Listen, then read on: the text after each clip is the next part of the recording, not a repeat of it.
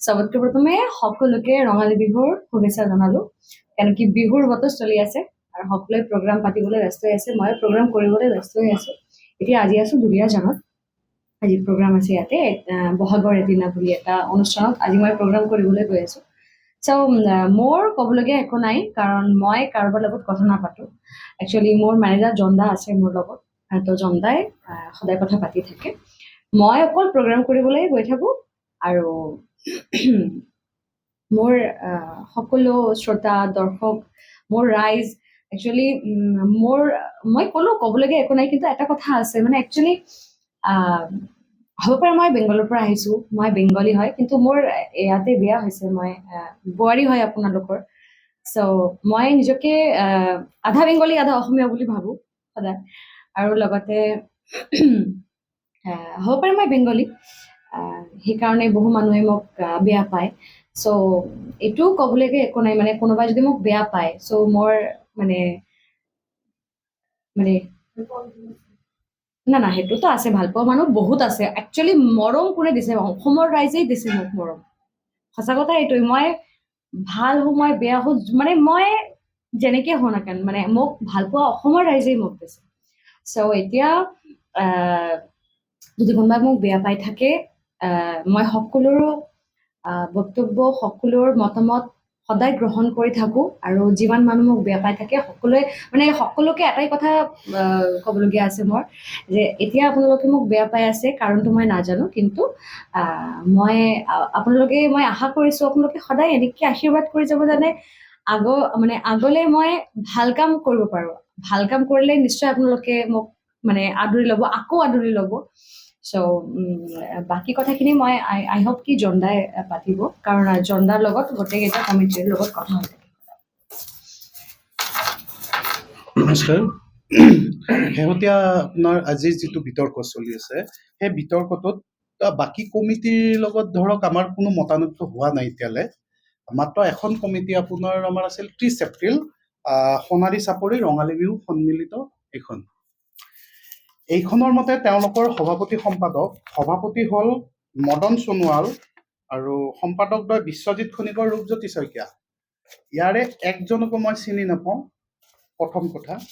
আৰু সেই কমিটিখনৰ কথা পাতিছিলে ৰুবুল বুলি ল'ৰা এজনে। তেওঁলোকে বাইদেউহঁতক পাইছিলে বৰপেটা প্ৰশান্তি লজত প্ৰগ্ৰেম কৰি থাকোঁতে তেওঁক ভাত খুৱাইছিলে, আৰু এনেকৈ চিনাকি দি পেলাই এগ্ৰিমেণ্টটো হৈছিলে যে বাইদেউ আহক, আমি দুখীয়া জেগা, এইটো কৰিব লাগে। তো আমাৰ আগদিনা মাজুলী আছিল। মাজুলীৰ পৰা আমি ওলাই ঢকুৱাখানা, তেওঁলোকে কৈছো থকা খোৱাৰ কিবা সুবিধা আছে নেকি? তেওঁলোকে কৈছে নাই। ঠিক আছে, আমি মাজুলীত ষ্টে কৰি পেলাই আমি আবেলি টাইমত ওলাই গুচি আহিছো। মাজুলীত খুব ধুনীয়া আতিথ্য পাইছো। মাজুলীবাসী আমাক মৰম দিছে। আৰম্ভণি এগ্ৰিমেণ্ট কৰিব যাওঁতে তেওঁলোকৰ লগত বেলেগ একো নাই, মুখা দি পেলাই বাইদেউ সম্বৰ্ধনা জনাই আমাক গুৱাহাটীত নিমন্ত্ৰণ কৰি আহিছে। তাৰপিছত তেওঁলোকৰ লগত আমাৰ কোনো হেৰিয়ে নাই। তাৰপিছত এই এগ্ৰিমেণ্টখন কৰিছিলে, এইটো সোণাৰী চাপৰি সন্মিলিত ৰঙালী বিহু, এইখন আমাৰ এগ্ৰিমেণ্ট, আৰ্টিকল 5ত এগ্ৰিমেণ্ট কৰোঁ আমি। ইয়াতে চহী কৰিছে তেওঁলোকৰ সম্পাদক বুলি কৈ পেলাই সিদ্ধাৰ্থ শংকৰ গগৈ। যেতিয়া এই মিছমেটচ হ'ল, তেতিয়া মই তেওঁলোকক ক'লো যে আগদিনা ক'লো আপোনালোকৰতো 5,000 দিয়া আছে এডভান্স, আপোনালোকে আমি যিহেতু ইমান মোটামুটি আপুনি ধৰক আমি ঢকুৱাখানালৈ 11 ঘণ্টাৰ জাৰ্ণি গুৱাহাটীৰ পৰা, ইমান দূৰ আহিছো, চব আহি কিনে আপোনাৰ মাজুলীৰ পৰা যিহেতু আমি কৰিছিলো, তাৰপিছত কি হ'ল আপোনাৰ ক'লো যে কিবা এটা এডভান্স অলপ কৰাই দিয়ক, 50,000 মান দিয়ক, কাৰণ আমাৰতো খৰচা বহুত হৈ আছে, আমাক লাগিব। কৈছে আপুনি যোনটা টেনশ্যন নল'ব, পইচা দি দিম। এনেকৈ। তাৰপিছত ক'লে দাদা কিবা এটা কমাব লাগিব। মই ক'লো তোমালোকৰ তাত যিটো আমি এমাউণ্ট, দাদা আমি কিছুমান জেগাত ক'ৰবাত আমি জেগা চাই 2-এটা ঠাইত আমাৰ কম বেছ হয়, আমি চিডিউল মিলাওঁ যে ইয়াত আমি গ'লে তাৰ পৰা আকৌ তাত আহিলে আমাৰ খৰচা কম, কিছুমানক আমি কমাই দিওঁ, সেনেকৈ। সেইটো আমাৰ মেনেজমেণ্টত চেপ্টাৰ ইফালে নহয়। আৰু এই গোটেই টকাটো অকল মৰ্মিতা মিত্ৰই লৈ থকা নাই, এই গোটেই আমাৰ গোটেই মিউজিচিয়ান, গাড়ী, তেল, টোল টেক্স, চাউণ্ড চিষ্টেম, চাউণ্ডৰ ল'ৰা 10জন, আমাৰ গোটেইখিনিক দি পেলাই আপোনাৰ মেনেজমেণ্টকো আমাৰোতো সকলোৰে থাকে, চব অসমীয়া, ধুনীয়াকৈ সকলোৱে চলি আছে। এটা পৰিয়াল কেন্দ্ৰিক, যেনেকৈ থিয়েটাৰ চলে তেনেকৈ এটা বহাগ মাহটোত সকলো দলৰ লগত এনেকৈ চলি থাকে। তো তেওঁলোকক পইচা দিব কওঁতে তেওঁলোকে ক'লে যে দি দিম। তাৰপিছত গধূলি 7টা বজাত আমি উপস্থিত হ'লোঁ। তেওঁলোকক এটা ৰুম দি দিলে 4-5জনক ড্ৰেছটো চেঞ্জ কৰাৰ কাৰণে, তেওঁলোকৰ ষ্টে নাই। তাৰপিছত আমাৰ গোটেই ল'ৰাখিনিক দি দিলে আপোনাৰ কি কয় এটা ৰুম দি দিলা, এনেকে চকী পাৰি দিছে, তাতে ফ্ৰেছ হৈ কিনে ড্ৰেছযোৰ পিন্ধিব দিছে, তেওঁলোকৰ কোনো সুবিধা নাই, সেইটো মানি লৈছো, আমি সৰু জেগা নাথাকিব পাৰে। পইচাটোৰ কথা আহোঁতে তেওঁলোকে কৈছে আমি ইয়াত নাই, আমি কিবা পাৰ্মিশ্যনৰ কামত। পিছত গম পালো তেওঁলোকে পাৰ্মিশ্যন পোৱা নাই। পাৰ্মিশ্যন নোপোৱাৰ কাৰণটো হৈছিলে, প্ৰথমতে নোপোৱাৰ কাৰণটো এগ্ৰিমেণ্টখনত চহী আছে বেলেগৰ আৰু ইয়াতে সভাপতি সম্পাদক বেলেগ। এই এগ্ৰিমেণ্টখন দৰকাৰ হয় আজিকালি। আৰু মৰ্মিতা মিত্ৰ বুলি ক'লে একদম পুলিচ প্ৰশাসনে টাইট কৰি দিছে, যদি মৰ্মিতা আহিছে পাৰ্মিশ্যন ল'ব লাগিব, নহ'লে আমি হেৰি মানে অনুষ্ঠানটো আৰম্ভ কৰাত দেৰি হ'ব আপোনালোকৰ। তেওঁলোকে 10টা 10ত আহি পাইছে, ল'ৰা দুজন আহি কিনে কৈছে যে পাৰ্মিশ্যন হ'ল, আমি কাগজ দিছোঁ, আপোনালোক বহক।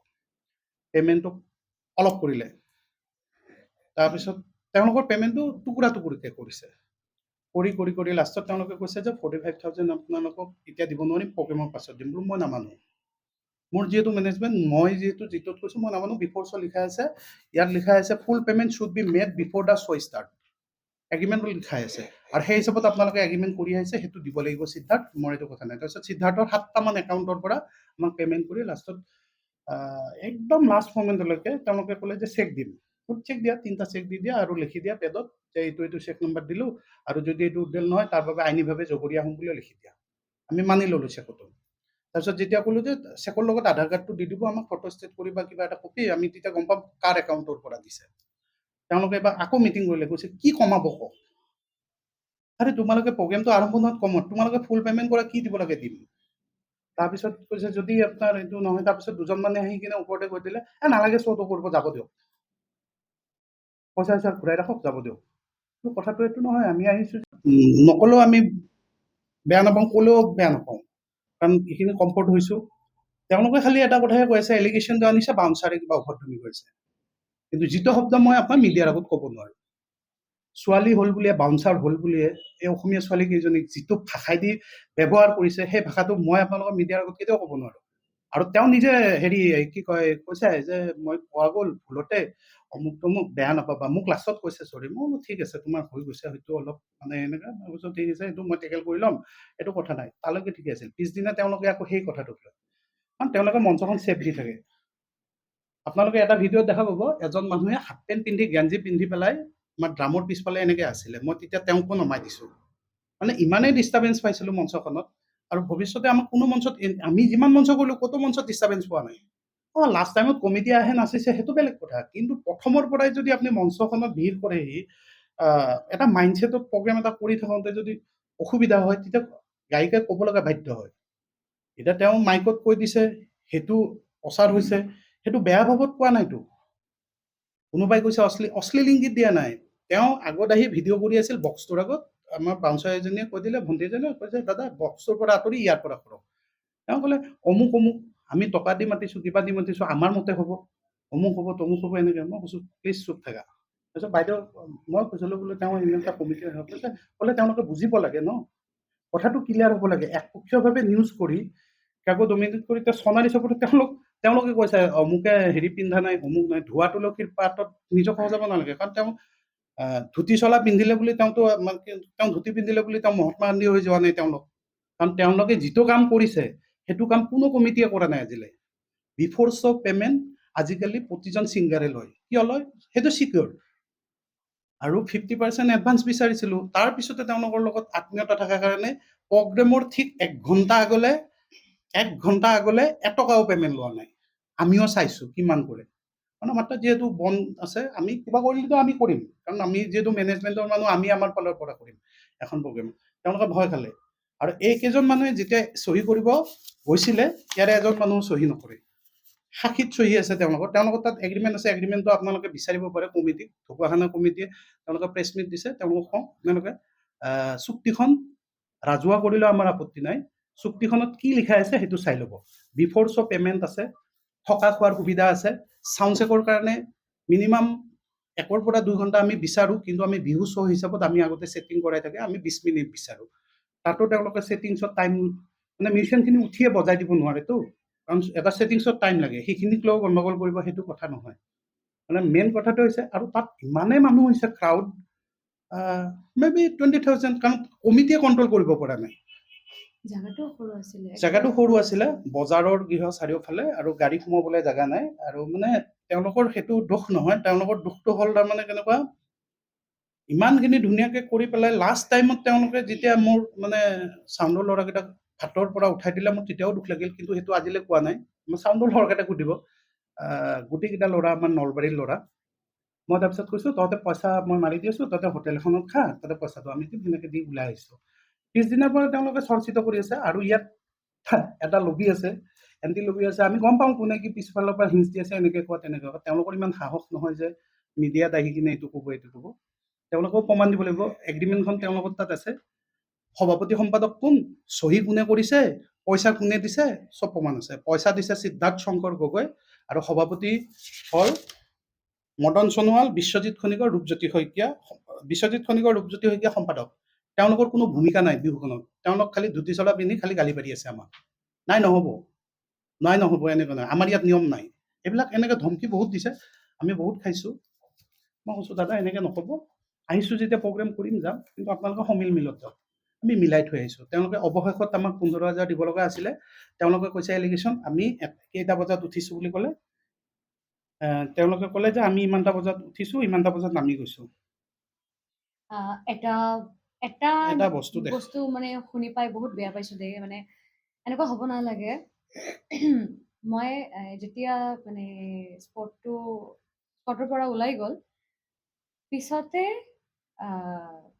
মই জানিব পাৰিলোঁ যে মোৰ টিমৰ যে ল'ৰা ছিংগাৰটো আছিলে মোৰ দীপজ্যোতি নাথ, তেখেতক মঞ্চৰ পৰা অপমান কৰে, মানে নমাই দিছেনে? নমাই দিছে, কৈছে যে গান দীপজ্যোতিক আমি গাবলৈ মাতা নাই, অকল মৰ্মিতা মিত্ৰ মাতিছোঁ, মৰ্মিতা মিত্ৰই 3 ঘণ্টা প্ৰগ্ৰেম কৰিব লাগিব।